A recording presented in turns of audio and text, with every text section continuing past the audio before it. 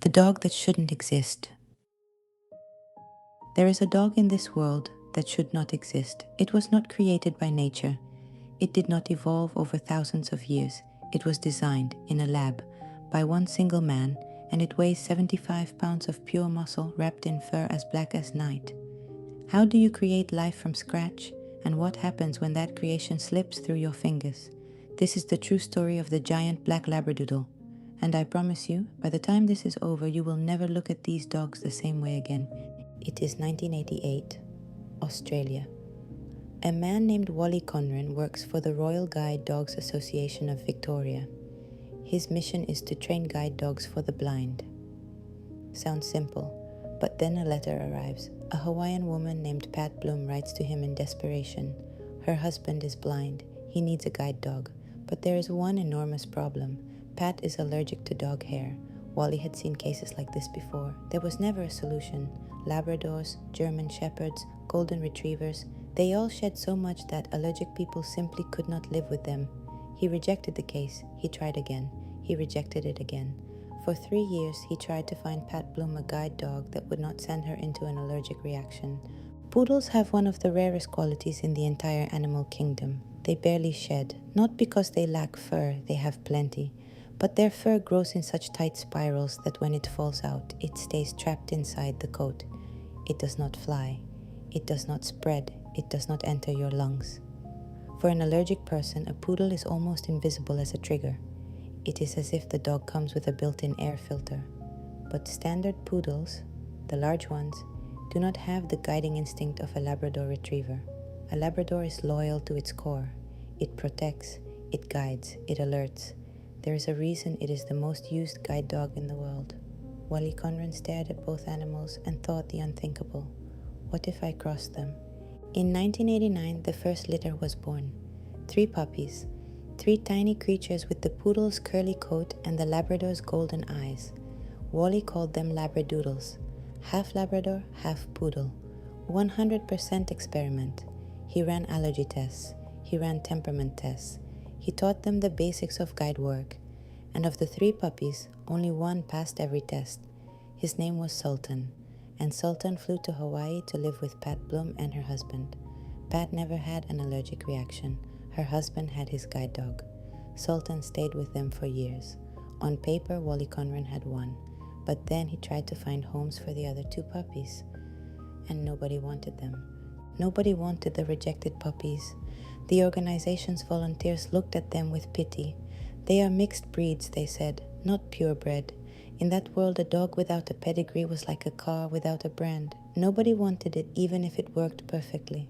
Wally had been trying to place them for weeks with no success. So he did something that any marketing agency today would call a stroke of genius, but which he simply called desperation. He called the media.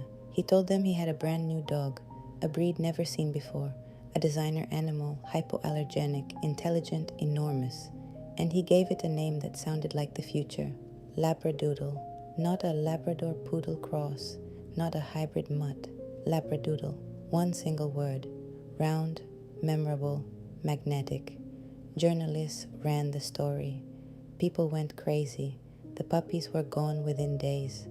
What Wally did not calculate was the speed at which the world would react.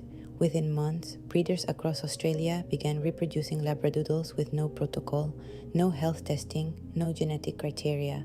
They only wanted the name, they only wanted the price, because it turned out people were paying fortunes for them.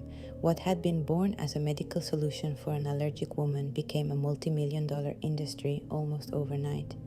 Wally Conran said in an interview 30 years later that he felt guilty, that he had opened the floodgates of hell for unscrupulous breeders. And yet, paradoxically, the Labradoodle was already unstoppable now. This is where the story gets interesting for those of you who came specifically for the 75-pound black dog.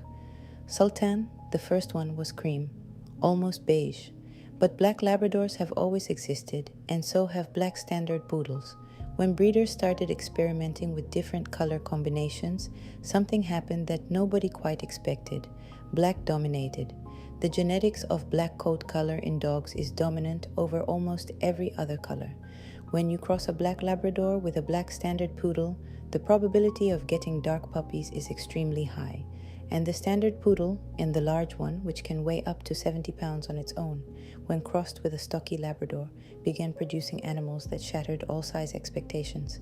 70 pounds, 75, some reaching 80, black as coal, with the poodle's tight curly coat but the Labrador's wide chest and heavy bone structure. The question everyone asks is why some Labradoodles reach that size. The answer lies in the generation of the cross. A first-generation Labradoodle, what breeders call F1, is a direct cross between a purebred Labrador and a purebred poodle.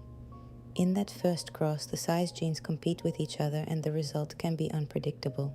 But when you start crossing Labradoodles with each other, second generation, third generation, the traits stabilize.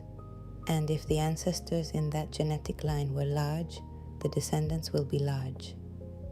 Australian Labradoodles, a specific line developed in Australia with stricter criteria, tend to be larger and more consistent in size.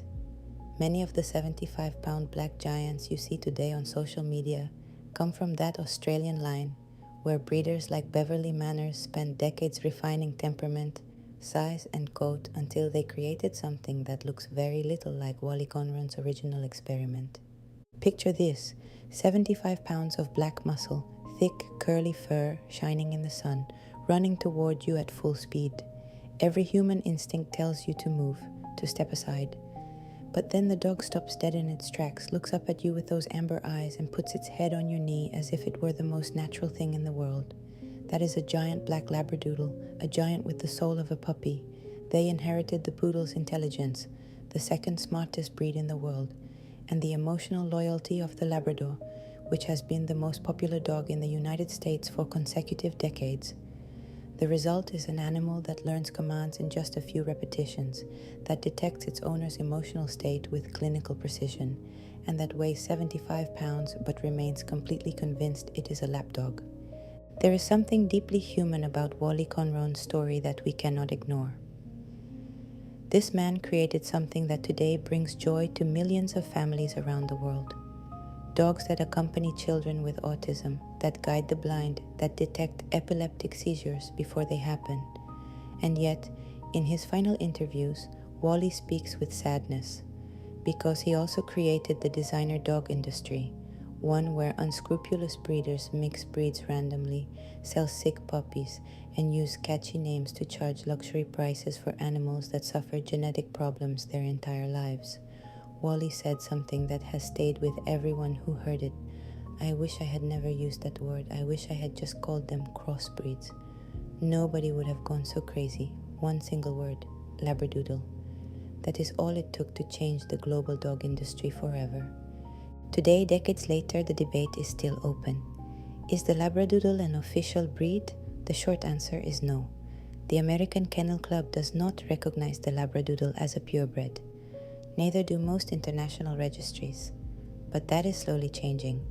The Australian Labradoodle Association of America has spent years working to standardize breeding criteria and achieve official recognition. And with each passing generation, these dogs become more consistent, more predictable, more defined. The giant black 75-pound Labradoodle you see on Instagram, the one that takes up half the couch, the one that looks at you like your personal therapist with curly hair, is the product of 35 years of history, of an experiment that spiraled out of control, of a man's desperation who only wanted to help an allergic woman in Hawaii, and of thousands of breeders who took that single spark and turned it into a wildfire.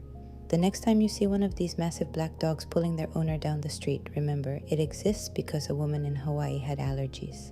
It exists because a desperate man had an idea at 3 a.m. And it exists because someone at some point decided to give a ridiculous name to a crossbred dog. And that name changed everything. If you have a giant Labradoodle at home, you already know they're not just dogs. Follow us and subscribe for more.